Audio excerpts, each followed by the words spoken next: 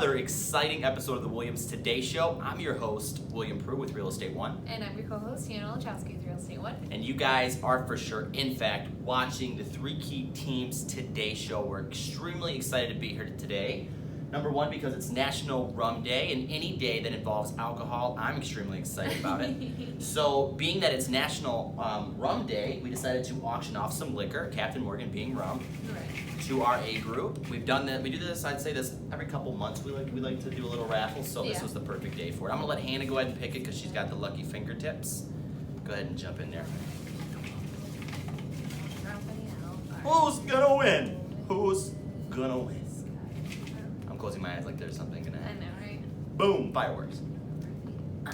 Ricky Gonzales. Ricky Gonzales, you dirty, dirty dog. Well, you know what? Because it's you, I'm just gonna keep it and drink it, and I'll have you there in spirit after every shot.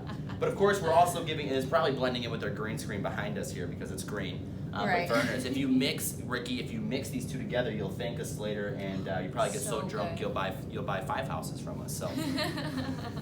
So, congratulations, you can either pick it up from our office, you know where that's at, you've been here before, or we can drop it off to you, it's completely up to you, Mr. Ricky.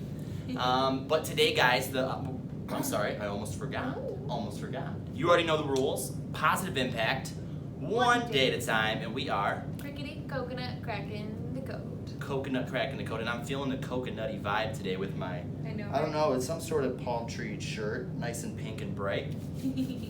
But today's code that we're cracking, guys, is to the questions that you should be asking lenders when shopping for that pre-approval. Yes, very important. So I think we're going to kind of hit this like a checklist. Okay. I know Hannah has some really important ones that she really advises our clients to ask, and I'm on the same page, but there's some more things that I'm more focused on. So Hannah's favorite one. Mine I would say would be interest rate. Interest rate. Yes. It's very, very, very important to ask what that is, and also to ask if it's going to expire at a certain time, whether or not like they have you locked into that rate, or if it's going to fluctuate with the interest rates as they go up or down. Which Right. And they're not going down right with the now. market, it's continuously going up in every direction. We haven't seen a crazy spike in interest rates, but they're pretty common in there. Right. They're usually pretty close together, and so lenders kind of keep their rates similar just because they don't want to lose business having theirs too high or too low. So there's a pretty common number right now. I think it's at 3.2, which is still extremely low compared to about 4 years ago when it was up there like 7, 8, 9, even 11%, which is crazy high. That's wild. But you want to shop for those and make sure that you're getting the best interest rate possible, and know that you can talk to different lenders. It's not just the first lender you talk to. Maybe they are the best lender. Right. And if you ask me and Hannah, we'll send you to the best lenders, but you want to shop around, and we always strongly advise that you do that to find the 100%. best interest rate. So, because it can make a big difference. Just a 100%, single decimal point. People don't realize that 3.23 or 3.22, there is a big difference. That 2.3 and that 2.2 is the difference between thousands and thousands of dollars. Yeah, it's insane how much it can affect. Yes, it's actually insane, and a good lender will walk you through it, which is leading me to my next thing. You want to ask your lender for a loan summary. You want to make sure that things are adding up and that you don't become house poor, I like to call it, right? You want to make sure that they're including everything that you need to expect when you come to the closing table, and so you're not blindsided. Right. No one likes to be blindsided. No, I know not I at all. don't like to be blindsided. So a good lender, when they give you that pre-approval letter, should send you a loan summary right away, just to give you an idea. Of course, they can't calculate, what the taxes are in a specific city or what your insurance policy is going to look like, but they can give you an estimate. And a good lender will overestimate, so you're not crying at the closing table with $2,000 less in your pocket. So, be mindful of that and ask those questions. My next one would be the debt to income. A lot of lenders are scared to lose business. Who isn't scared to lose business? So it's not something that we're surprised by, but they are willing to give you these crazy loan amounts, right? When, in all honesty, they don't know that you're going to Starbucks every day, Hannah, and now me, she suckered me into the chai tea. They don't know that, you have a child. Unless you're doing a VA loan, they do count in child care into VA loans, but that's just for veterans. But my main point here is they can't calculate what you're spending your money on outside of your debt to income and what's showing up on your credit report. And if you have questions about debt to income, we also made a video on that. I don't remember which episode it was, but you could probably go back and find it. I think it was somewhere in the 20s. Somewhere in the 20s. So go back and look at that and be mindful of that. But a good lender, you should ask them that question. What's my debt to income right now? Without the home loan and with it, because you do not want to become house poor. Right. The point of having a home is to feel that pride and be happy, not to be scared of where your next payment's going to come from. So. Right. Yeah, you want to enjoy the house. You don't want to be in there miserable, like, holy crap, I can't even afford my mortgage, let alone get some groceries. Like, right. And nobody wants to be on that boat. It's very strong that the lender that you choose has a good delivery when they're explaining to you where your debt to income is. If they just say, oh, it's at 60%, everything's going to be fine, it really isn't going to be fine. And if you do the math, just on 60% of your income is already on your credit report plus the house. Yeah, right. That is a lot of money right there, and you just you want to make sure that the lender you ask really gives you a thorough understanding of where you're going, because it'll get rocky. If you house poor is not fun. No, it's not. Just yeah. You want to stay somewhere in like the 45% tile. Absolutely, absolutely. Even less. A good lender will say, no, you don't want to do this. I mean, they can make it happen. They can give you a 60% debt to income house and the loan amount, but a good lender will tell you this is not what you should do, right. Or even turn you away because they don't want you to hate them in the back of their mind 6 months from now when you're struggling to feed yourself and get your Starbucks every day. So yeah. I mean, unless you have some sort of like side hustle where you're making some extra bank on the side that's not on the books, you don't want to be in that 60%. It's just better to be on the books, but yeah. So questions to ask your lender, hit those two. I want to say, like, ask them what kind of loan that you're getting. Is it conventional or is it FHA? Because there's big difference between the two. Big difference. FHA, there's a lot more. What's the word I'm looking for? A lot more guidelines. Yeah, a lot more guidelines to it than there is conventional. Conventional is kind of like you like the house, you got the money to put down. All right, you're good, you're golden. FHA, it's like, is there a sidewalk that has a tripping hazard in the front? There is. Okay, you can't get the house. So like. Very, very true. I'm glad that you brought that up because that is huge. And if they said, oh yeah, and it's again, guys, this is about the delivery, how they're communicating with you. Oh yeah, you have an FHA. Okay, cool. Nobody knows to ask questions beyond that. So what you need to ask is, well, why do I have an FHA? Are there other options that I can search?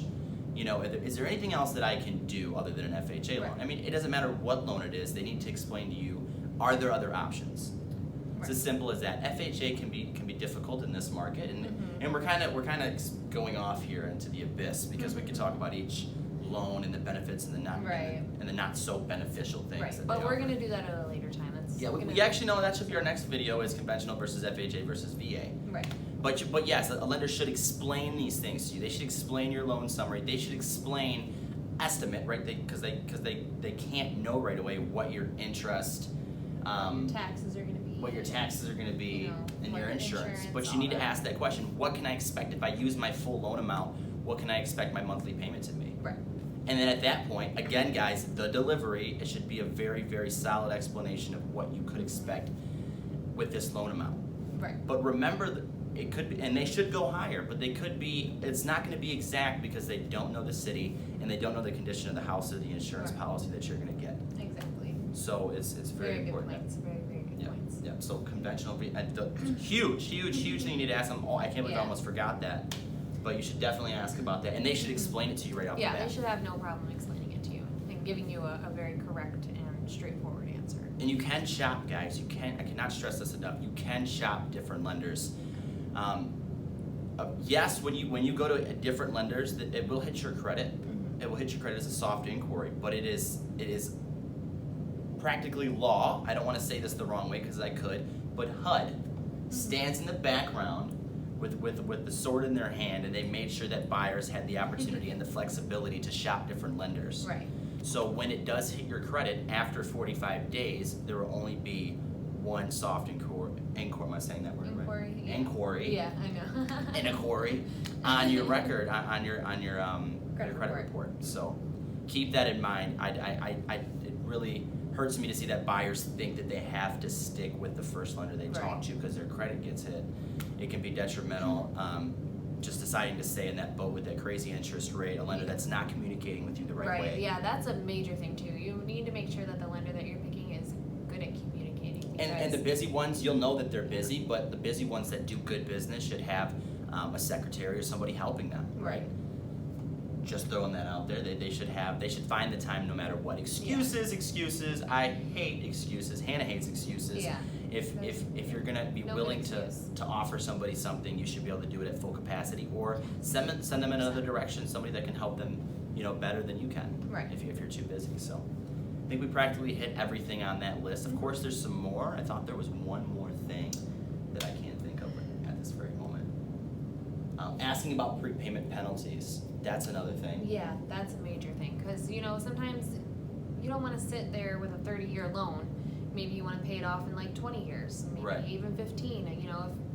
If that, but sometimes banks get a little feisty about that because they want to get their full interest. Right. Banks want their money. They didn't just hand you that money because they wanted to be nice to you. Right. They wanted to make their profit, of course, and you can't exactly. beat that. You can't get around it. It's just how it is. Yeah. But ask about prepayment penalties. Just keeping every question available to. I mean, you want to absolutely ask every question you can. There's never a stupid question. No, Every not time at we all. sit down with our clients, we say that right off the bat, because we know how it feels to, when you start at a job and you're scared to ask questions, but ultimately that just leaves you in a bad spot. Yeah, exactly. Because you don't know what the hell you're doing. Yeah. There's no question is a stupid Right. question. If anybody treats you like the question that you're asking are stupid, it's time to move on. Yeah. It's time to find somebody totally that agree. will treat you right. Right? Yeah, right. All right. I think that was pretty much it. I think Yeah. we knocked it out. Yeah, Knocked it out of the park. those to us are like the most important questions to ask your lenders, 100%. All right. Well, you guys already know who to call for your real estate needs. We will properly advise and counsel you. That's what we do. It's our passion. We absolutely love it. We live, eat, breathe, and bleep it, helping you buy, sell, rent, or invest. Please reach out at any point. We would love to help you. And that's pretty much all we got this week. Again, guys, happy National Rum Day. Congratulations Take a shot to for us. Ricky Gonzales. Of course, I don't know if it'll make it to him. So. But that's all we got, guys. As always, it costs $0 and 0 cents to be a decent human being. Be nice in traffic. That's my cue for the week, because that's what I need to work on as well. Don't be so aggressive. It Road can be rage, dangerous. man. It'll get ya. But we'll see you guys on the next episode.